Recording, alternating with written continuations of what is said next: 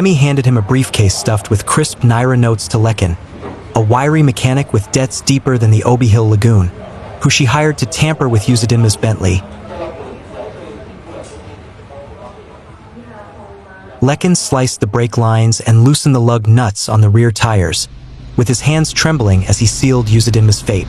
Hours later, Uzodinma's Bentley careened down the rain-slicked Calabar highway and tore through the dusk as the car flipped, smashing into a guardrail. Paramedics rushed him to Apex Medical Center, where doctors declared him comatose. At Apex Medical Center lay a millionaire patient. A man who once commanded boardrooms now lay still. Uzodinma Okoye, 33, heir to Okoye Conglomerate, a conglomerate spanning tech, real estate, and luxury hotels across West Africa. His face, once a staple in Forbes Africa. Uzodinma's eyes blinked once, then again, fully. He was awake for the first time in weeks. His gaze found hers, and something inside her chest tightened. He wasn't just responding with fingers or breath. Now he was looking at her, and it was like being seen for the first time.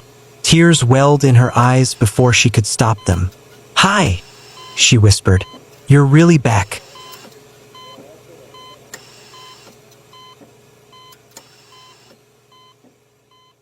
In the dim glow of a private lounge at Nike Hotel, Kemi Okoye, Uzodinma's step-aunt, sipped Zobo drink, her gold-embroidered Ankara gown masking the venom in her heart. Her eyes, sharp as a hawk's, fixed on Hugo, Uzodinma's cousin, whose restless fingers toyed with a diamond-encrusted cufflink. "Uzodinma's too stubborn," Kemi hissed, her voice low, barely audible over the hum of Obi Hill nightlife. "He's blocking the merger that'll make us billions. If we control Okoye Conglomerate, we control West Africa's future." Hugo leaned forward, his greed glinting like the city lights beyond the window. "What's the plan, Auntie?" "He's untouchable." Kemi's lips curled into a smile, cold and calculated. "Not if he's gone. I know a man, an engineer, Lekin. He can make accidents happen. No questions, no traces." The air thickened with their shared malice, the seed of betrayal planted in a single, whispered word. "Do it." Lekin, a wiry mechanic with debts deeper than the Obi Hill Lagoon, met them at midnight in a derelict garage off the Ozizoara Expressway. Under flickering fluorescent lights, Kemi handed him a briefcase stuffed with crisp Naira notes. "Tamper with Uzodinma's Bentley," she instructed, her voice ablade. "Brake lines, tires, make it look like wear and tear. He drives to Calabar tomorrow. The road's treacherous enough." Lekin hesitated, sweat beading on his brow, but Hugo's glare silenced his doubts. "You want your family fed or not?" Hugo snapped. By dawn, Lekin had sliced the brake lines and loosened the lug nuts on the rear tires, his hands trembling as he sealed Uzodinma's fate. As Kemi and Hugo drove away, their laughter mingled with the roar of engines, a hymn to their greed, oblivious to the tragedy they'd unleashed. Hours later, Uzodinma's Bentley careened down the rain-slicked Calabar highway, its tires wobbling, brakes useless. The screech of metal on asphalt tore through the dusk as the car flipped, smashing into a guardrail. Uzodinma, heir to Okoye Conglomerate, lay bloodied amidst twisted steel, his pulse faint but defiant. Paramedics rushed him to Apex Medical Center. Hello guys, haven't subscribed yet? Please subscribe now, hit the like button, and leave a comment to help. Where doctors declared him comatose, a scar on his jaw the only mark of the crash. In their Victoria Island penthouse, Kemi and Hugo toasted with champagne, their plot seemingly flawless. The champagne bubbles tickled Kemi's tongue, a bitter sweetness mirroring the triumph in her heart. Hugo, beside her, nervously swirled his glass, the diamond cufflinks flashing under the penthouse's chandelier. Their victory, however, felt brittle, a fragile facade built on a foundation of deceit and death. Uzodinma, miraculously clinging to life, remained comatose, a ticking time bomb threatening to unravel their meticulously crafted web of lies. "The board will bend now," Kemi purred, her eyes gleaming with triumph. "Okoye Conglomerate is ours." But in the sterile silence of Uzodinma's hospital suite, his fingers twitched, a secret spark of consciousness flickering beneath his stillness. The betrayal was complete, but the war for his empire, and his life, had just begun. News of the accident, spun as a tragic mishap, had sent ripples through the business world. The board of Okoye conglomerate, initially hesitant, began to lean towards Kemi's proposal for the merger, seduced by the promise of unprecedented profits. Meanwhile, at the Apex Medical Center where Uzodinma was rushed to, lay a millionaire patient. A man who once commanded boardrooms now lay still, a thin scar on his temple, the only mark of the crash that had nearly taken his life. Or so the world believed. What they didn't know was this. Uzodinma Okoye was in a coma. Either recovered or he's pretending. In the room, plays a symphony of soft beeps and filtered sunlight.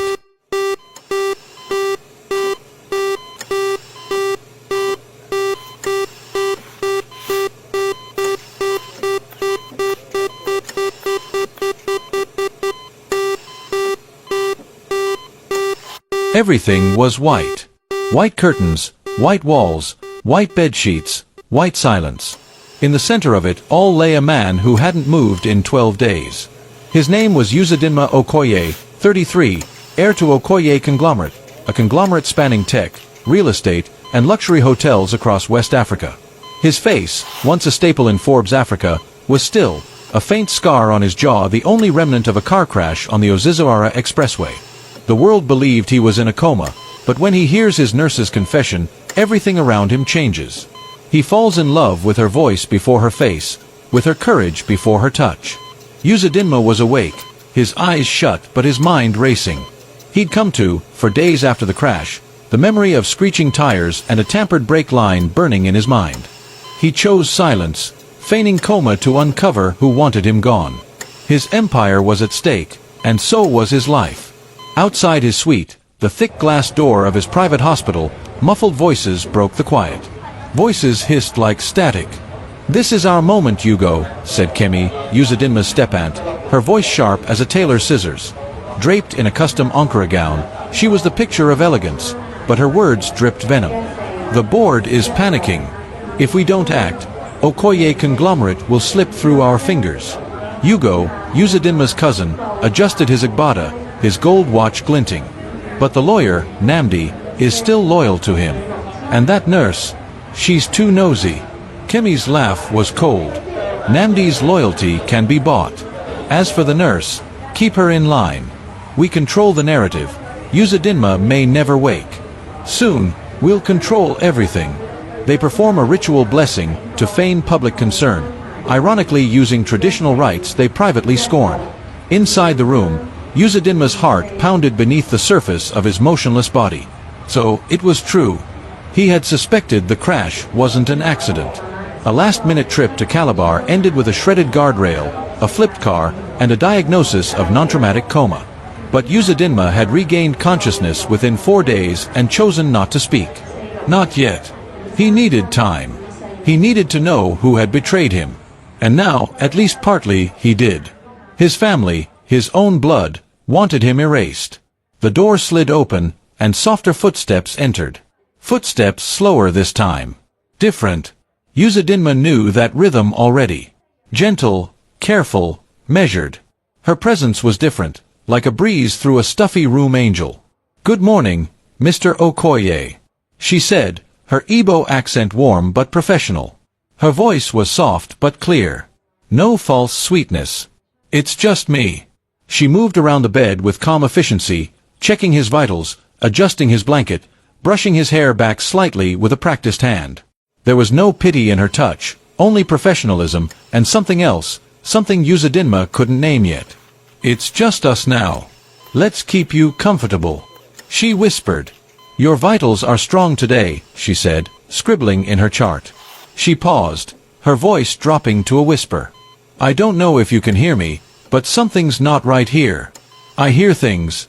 Your family, they talk like you're already gone." She glanced at the door. "I became a nurse to save lives, not to watch them fade. I'm watching, Mr. Okoye. I'm watching for you." Uzodinma had watched her through slitted eyes when she thought no one saw. Angel, 28, was no ordinary nurse. She sang Igbo hymns under her breath, read storybooks to him at night while changing his four, and sang inspirational local proverbs, sharing warmth in their nightly rituals. She treated him like a human being, not a lost cause. And she never said anything cruel. Not like Kemi's fake tears or Yugo's crocodile smiles. Your levels look stable today, Angel said quietly, scribbling something into the chart. That's good. She sat beside him, sighing softly. Uzodinma felt heat rise in his chest. Angel, his night nurse, was speaking. Was she about to cross the line, utter the truth that danced on the edge of his own awareness? He listened carefully, heart still. I took this job because I needed the money. That's not a crime. I didn't ask too many questions because, well, life doesn't let me.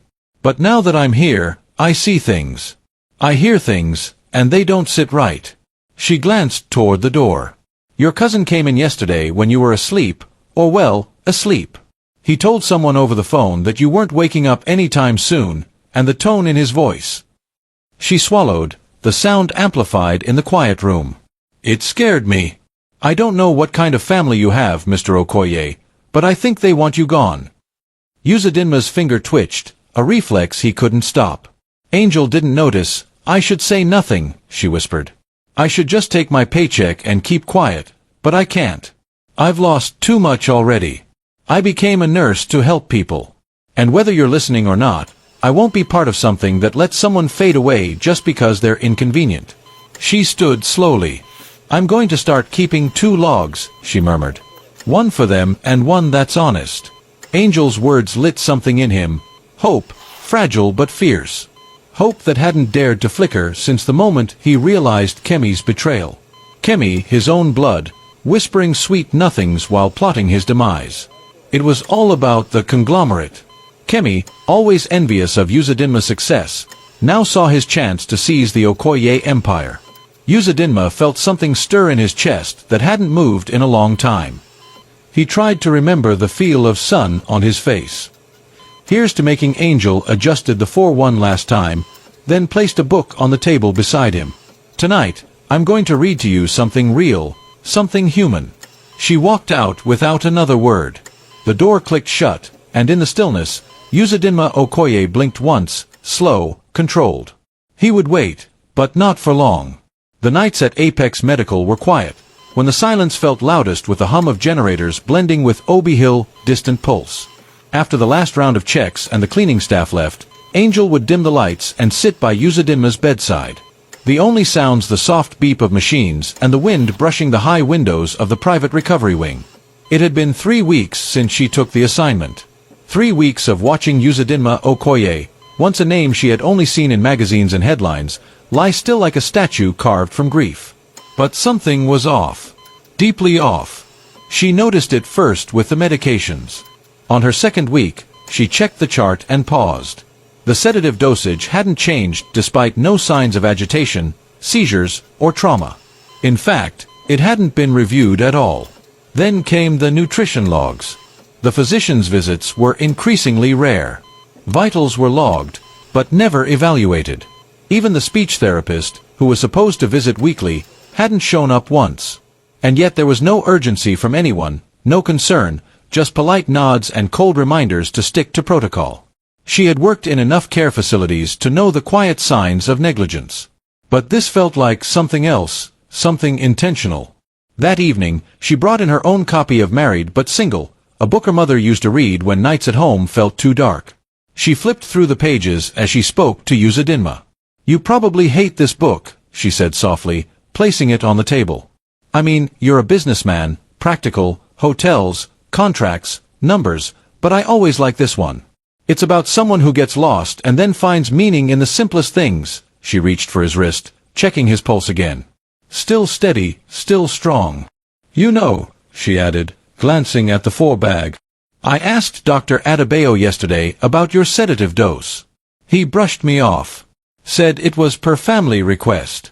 No adjustment, no taper plan, just status quo. His tone was a warning, his voice turned sharp with frustration. Angel, stick to your duties. I became a nurse to help people get better, not stay stuck. She stood, walked to the window, and pressed a hand to the glass.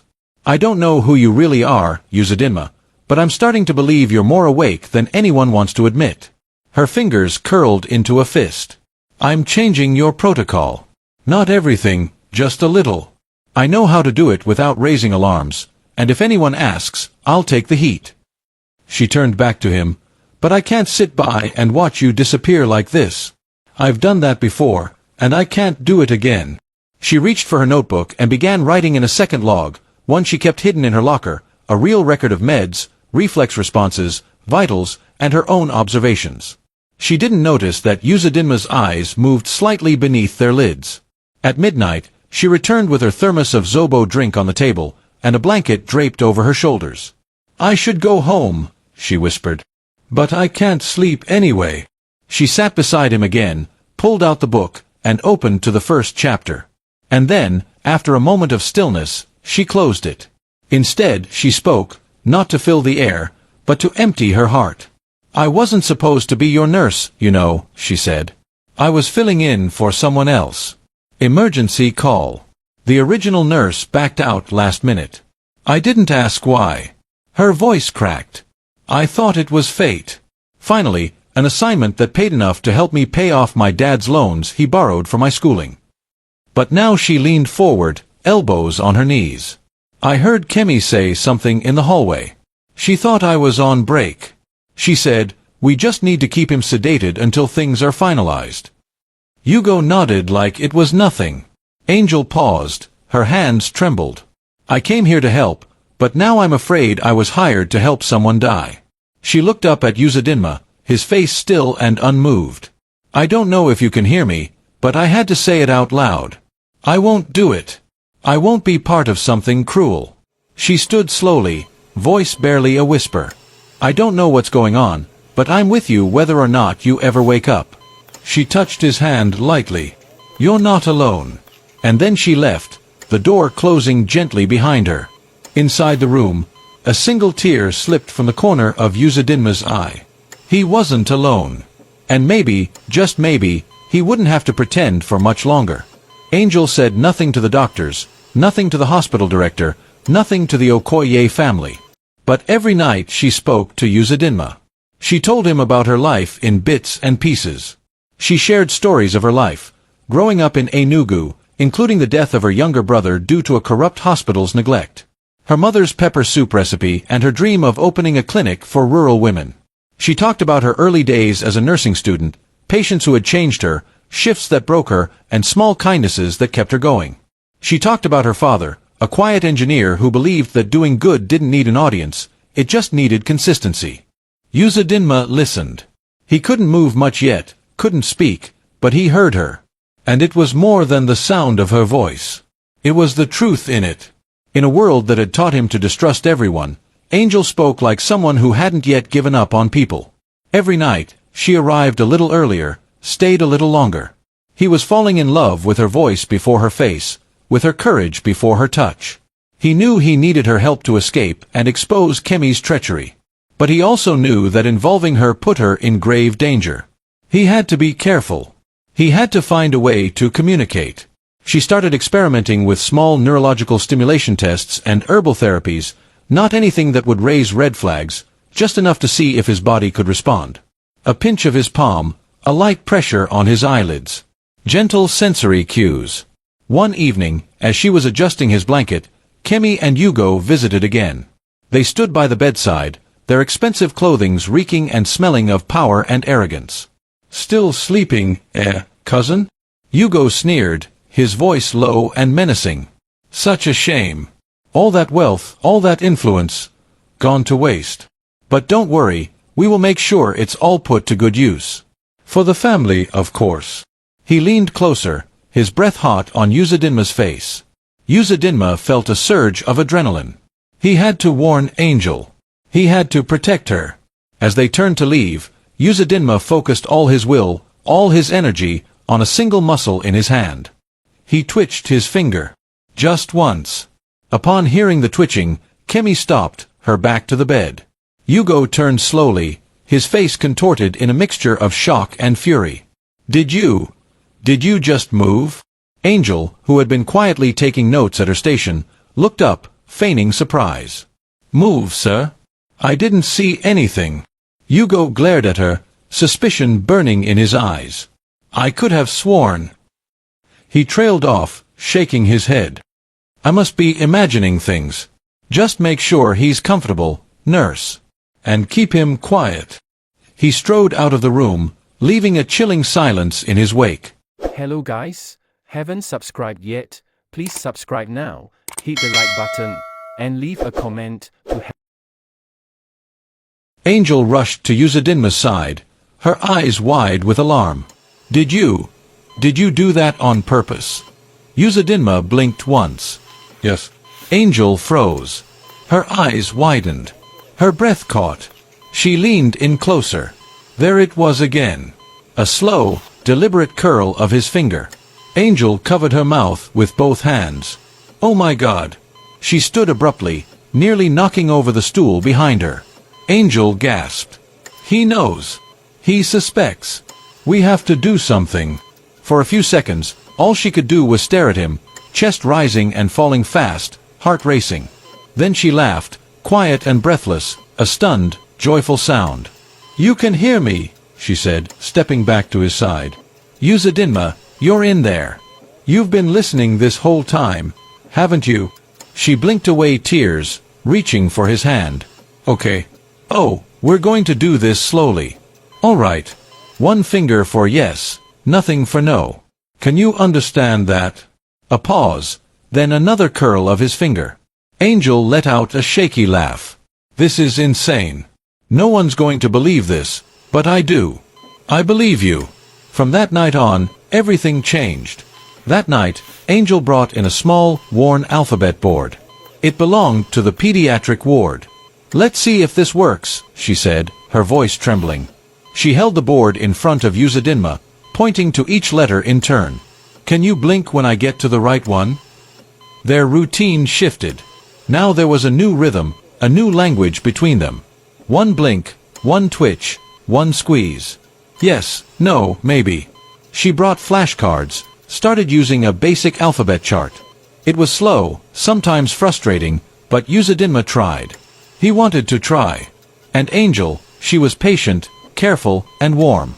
She smiled every time he responded. She never rushed him. She never treated his limitations like burdens. The connection between them deepened.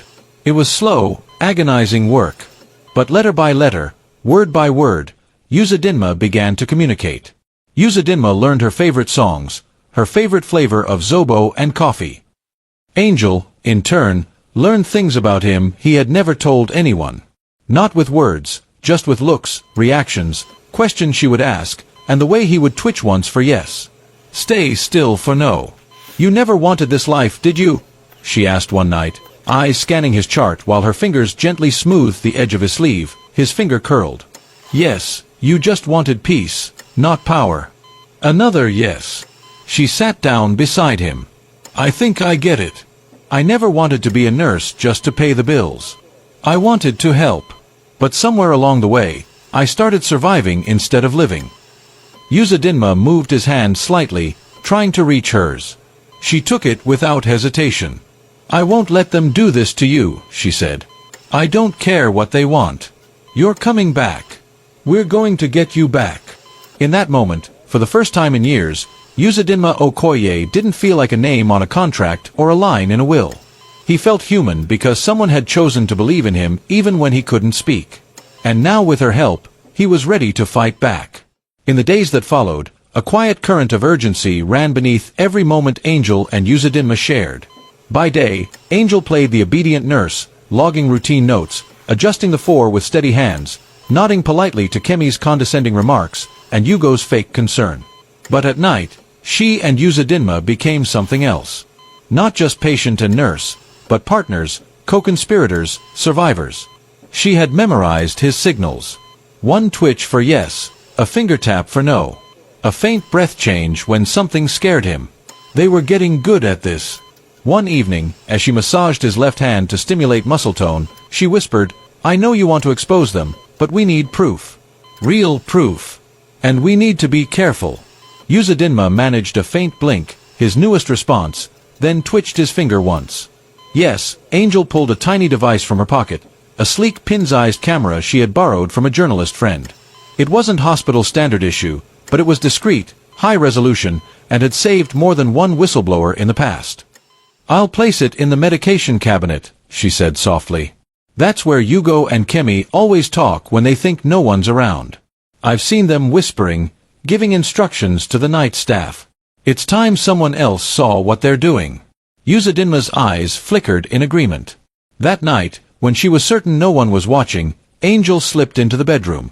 With gloved hands and a steady heartbeat, she hid the camera inside the corner of a ceiling panel just above the fridge where the controlled substances were stored.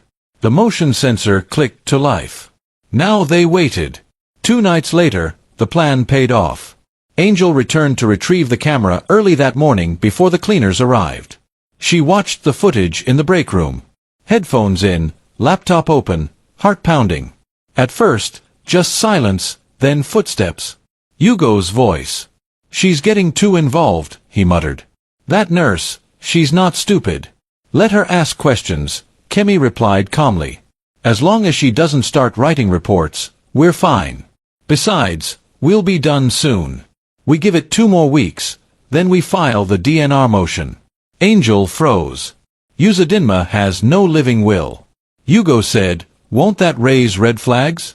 We'll claim a verbal directive. I've already spoken to the hospital board liaison. They're sympathetic. They want the mess gone. And the lawyer, I'm working on it. He'll be cut out of the next meeting." Then came the words that chilled Angel's blood. "All that's left is to keep him sedated," Kemi said. "And I want that nurse out of here once the paperwork's ready. She's seen too much." Angel sat in silence, hands trembling as the video finished.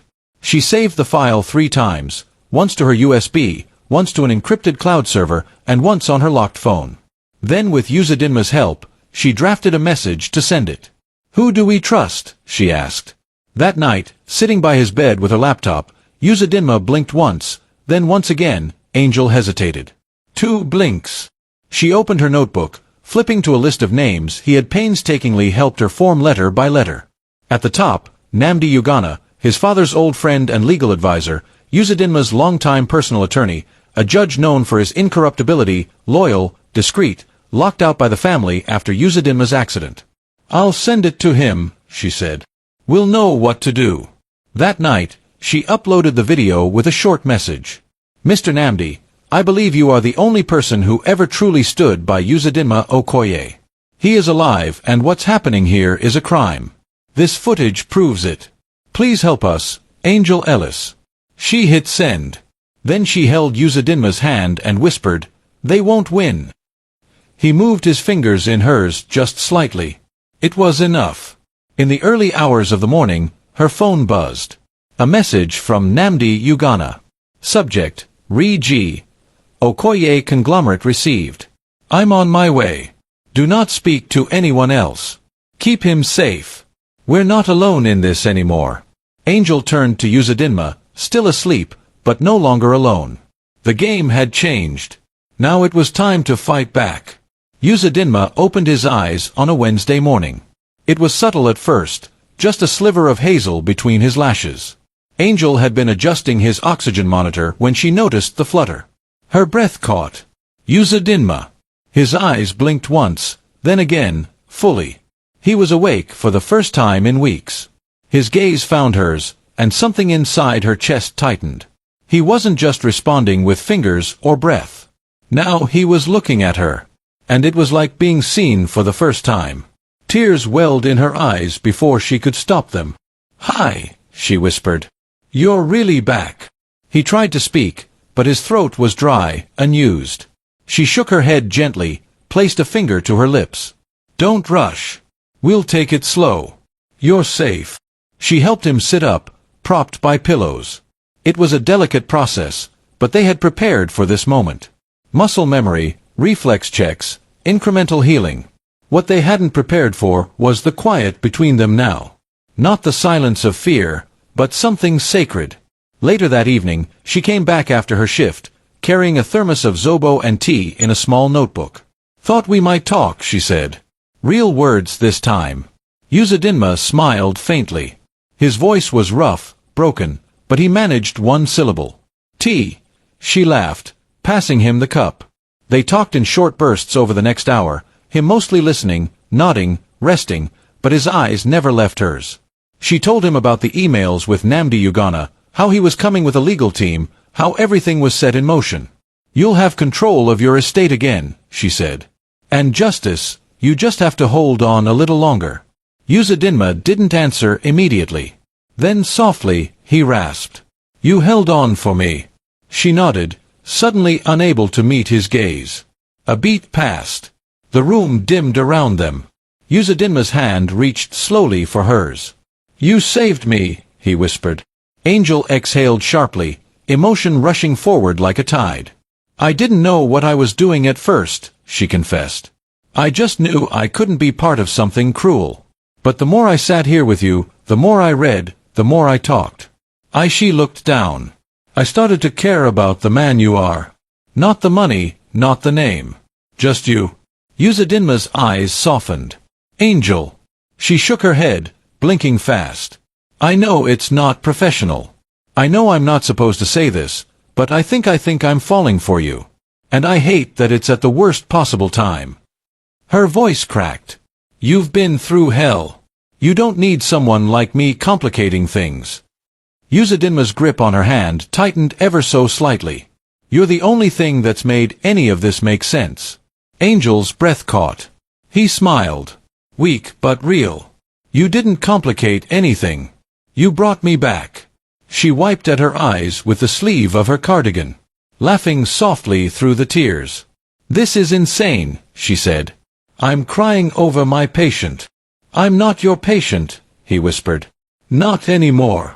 Silence fell between them again, but it was warm now, like a held breath between two people who knew something had changed. Outside, the wind stirred the trees, and the city hummed beyond the hospital walls. Inside, Uzodinma and Angel sat hand in hand. Not yet lovers, not quite healed, but no longer afraid to feel. The war wasn't over, but they had each other now, and that was the start of something neither of them could name, but neither wanted to let go. The truth in the flame. Angel moved like a shadow through the corridors of Apex Medical Center, heart pounding with each step. Someone had taken the recorder. Someone knew. She checked over her shoulder twice, certain she was being watched. When she returned to Uzodinma's room, she closed the door behind her and locked it. He looked up from the bed, eyes alert despite his pale exhaustion. "The recorder's gone," she whispered. "Someone has been here. They know." Uzodinma blinked once, slow and steady. Not surprised. That evening, they made a plan. 2 days later, the threat arrived. Angel returned from her lunch break to find a note in her locker. No envelope. Just a single sheet, folded twice. "We've found your work. Leave. Or disappear." No name. No signature. Just the weight of a threat cloaked in silence. She showed it to Uzodinma. He reached for her hand. The sun rose over the city like a silent promise. Inside Uzodinma's penthouse suite at the private hospital, Angel helped him into a tailored gray suit, the first real clothes he had worn in weeks. He was still weak, moving slowly, but his eyes were sharper than they had ever been. "You sure about this?" Angel asked as she buttoned the cuffs of his shirt. Uzodinma nodded. "I won't hide anymore." Namdi Ugana arrived precisely at 9 a.m. with 2 assistants and a rolling briefcase full of sealed documents. The press conference is set for 10 o'clock. The hospital's boardroom is secure. Kemi and Hugo will be there. Uzodinma leaned back in his chair, fingers laced in front of him. "Then let's give them a show." That morning, the hospital held its annual donor gala in the rooftop garden. Kemi and Hugo would be there. And so would the board. Angel had her plan. She had looped Namdi in. He had arranged for a private press contact to attend in secret. The evidence would go live at midnight. All they needed was one last moment of truth. Uzodinma stood for the first time with her help, dressed in a simple dark tunic. His face gaunt, but his eyes were fire. "We go together," he said, voice hoarse but certain. Angel nodded. They moved like ghosts through the hallways, down the elevator, and onto the rooftop just as Kemi began his speech. The boardroom was full. Hospital executives, family members, a few well-dressed reporters who had been promised an exclusive on the fate of the Okoye conglomerate. Kemi stood at the head of the room, a vision of composed confidence in a cream blazer. Yugo just behind her, his smirk barely hidden. "Thank you all for coming," she began smoothly. "As you know, our family has faced an unspeakable hardship with Uzodinma's tragic condition. Today we'd like to discuss the transfer of temporary executive control." The double doors swung open. All eyes turned and Uzodinma Okoye walked in, supported only slightly by a cane, dressed in the unmistakable dignity of someone who had faced death and won. Gasps filled the room. Cameras clicked. Kemi turned white. Yugo froze. Uzodinma didn't say a word until he reached the center of the room. Then he laid one hand flat on the table and looked directly at his stepmother. "I see you started without me. You're awake," Kemi stammered. "This is how." Uzodinma raised a hand. "Save it." He turned to the reporters. "I've been conscious for several weeks now. I was in a coma briefly." "Yes." "But when I woke up, I realized something was wrong. Very wrong." Namdi stepped forward, opened the briefcase, and pulled out a small tablet. Uzodinma nodded to Angel, who stood quietly at the back of the room, unnoticed until now. He met her eyes for a split second, enough to ground him. Then he pressed play. The room filled with the voices of Yugo and Kemi. "We just need to keep him sedated. He won't be a problem much longer. We file the DNR once she's out of the picture." Gasps. Murmurs. One executive stood. Another sat down with a hand over his mouth. Kemi tried to speak. That's taken out of context." Uzodinma's voice cut through like a blade. "You tried to erase me and you almost succeeded. If it hadn't been for one person," he turned to Angel, "I wouldn't be here." Angel froze as the room turned toward her. Uzodinma continued while everyone else was planning their next move. "She stayed. She cared. She saved me." Yugo narrowed her eyes. "You fell for the nurse." Uzodinma looked at her coldly. "No, I chose her just like she chose not to be complicit in your crime." The board members began murmuring among themselves. Namdi took over, announcing pending charges, formal investigations, and the reinstatement of Uzodinma's full authority. Kemi and Yugo left the room in silence, their legacy crumbling behind them. Outside the boardroom, away from the chaos, Uzodinma leaned against the wall, breathing heavily. Angel rushed to his side. "You did it," she whispered. "We did it," he corrected. She hesitated, looking around. Everyone saw. "Everyone knows now," he reached for her hand. "Good," he said quietly. "Because I want the world to know who saved me and who I want to be beside me from now on." She looked at him, eyes full. Uzodinma. But there were no more words needed. Not now. Because the truth was out, and they were finally free to live it. Angel didn't stay for the applause. She slipped away the moment the boardroom erupted in whispers and camera flashes, ducking through a side door and out into the cold afternoon air. Her hands shook as she pressed the elevator button. The love story. Outside, Angel slipped away, overwhelmed by headlines calling her a hero or a schemer. Uzodinma found her in the nurse's lounge, packing her things. "You're leaving?" he asked. "I have to," she said. "You left this," he said.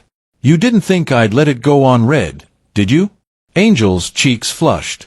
"That wasn't meant for anyone," he finished gently. "I know." He opened the notebook of confessions to a page near the middle. "I read this part 5 times, he said. "The night you said you were falling for me and you hated it because you were scared. Because you thought I'd see you differently." He closed the notebook and looked up. "I'm not scared, Angel. I love you. Not the nurse, but the woman who saw me when I was invisible." Tears fell. "What now?" she asked. "Come with me," he said. "Not as a nurse. As you." Then Uzodinma did something he hadn't done since before the crash. He smiled. And Adaora stepped forward into his arms, into the still beating truth of what they had built day by day, word by word, one heartbeat at a time. Because some love stories don't begin with fireworks. Some begin in silence and grow louder when we finally choose to listen. 1 year later, Kemi and Yugo were convicted, their names erased from Obi Hill elite circles. Uzodinma stepped back from Okoye conglomerate, launching the Angel Care Foundation to protect patients and empower vulnerables. Angel, now his fiancée, ran its first clinic in Enugu. They built a retreat in Calabar, a simple bungalow by the Cross River, where they escaped to dance to Flavor's music and plan their future. One evening, under a mango tree, Uzodinma proposed with a coral bead ring. "Marry me, Angel. Not the tycoon, just me." "Yes," she laughed, tears shining. Their wedding was small, in a garden by the clinic, with jollof rice and high-life tunes. A young nurse in the crowd, inspired by Angel's courage, whispered, "She's why I'm here." As stars lit the sky, Uzodinma and Angel sat hand in hand. "Will they forget?" he asked. "No," she said. "Not if it reminds them love can outshine betrayal." Thank you. If this story stirred your soul, hit that like button, drop a comment, and subscribe to Oyam's Folklore Stories for more tales of love, suspense, and triumph. Share this with someone who believes in the power of truth. Stay blessed, and remember, even in silence, love speaks loudest.